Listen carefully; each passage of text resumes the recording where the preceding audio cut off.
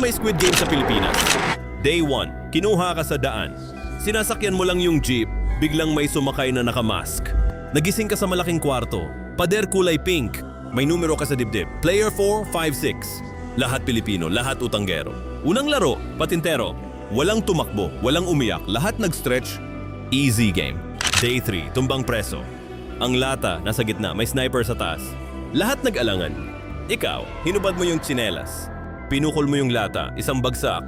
Tumahimik lahat, pati yung guard na patingin. Ilang taon ka naglaro niyan?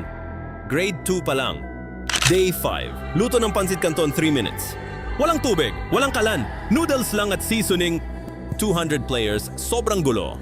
Ikaw, kinuha mo yung candy wrapper, ginawang lalagyan. Hiniram mo yung ilaw sa ceiling, init lang, luto na. Congratulations, natapos mo ang laro. Day 7, finals, 10 na lang. Huling laro, langit lupa. Walang bench, walang upuan, puro semento, 10 minutes. Isa-isang nahuhuli, may isa nagtumbling para makaangat. Pumasok sa lupa ulit, dead. May isa umakyat sa kapwa player, langit ka sa akin, pre! Ikaw, nakaupo ka sa balikat ng isang malaking lalaki, binayaran mo ng 500.